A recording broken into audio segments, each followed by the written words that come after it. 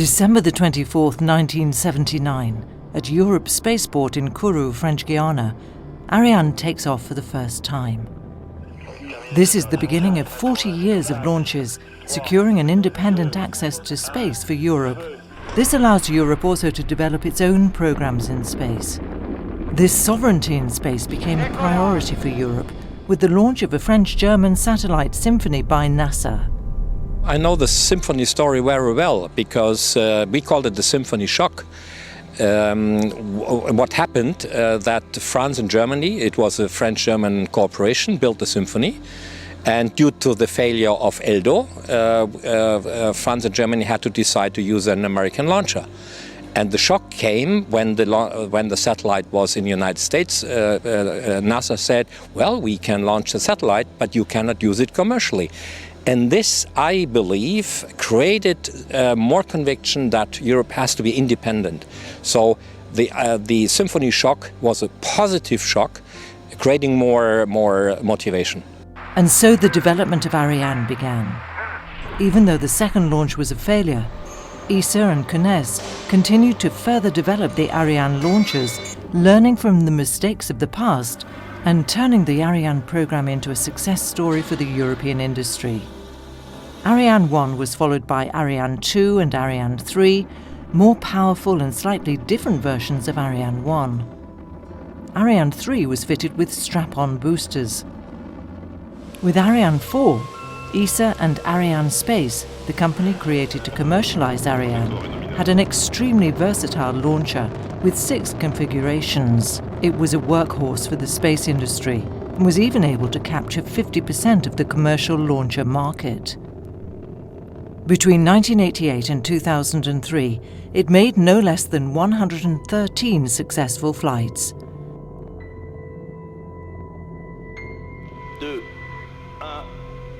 Then Ariane 5 became Europe's heavy lift champion in use since 1996. Ariane 5 is an absolutely great story. We launched all the ATVs with Ariane 5. We had several missions for Galileo. We launched great scientific missions like Bepi Colombo. And we recently launched the 250th launch of Ariane.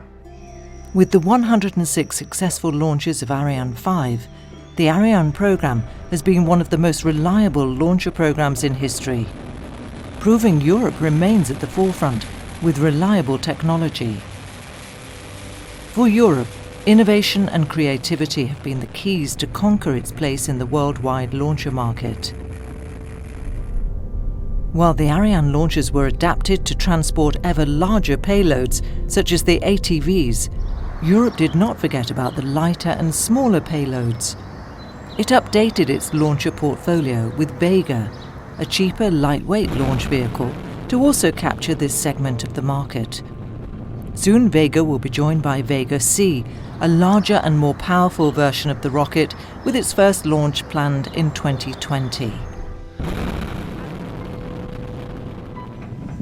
Then the next step will be Ariane 6, that will replace Ariane 5 and consolidate Europe's position in the satellite launch market. Ariane 6 will come in different configurations, with 2 or 4 boosters. It will also be cost-efficient, through a clever design with horizontal assembly, and it will be tailored to the needs of the customer. Its maiden flight is scheduled for the end of 2020. It's a great success story for Europe overall.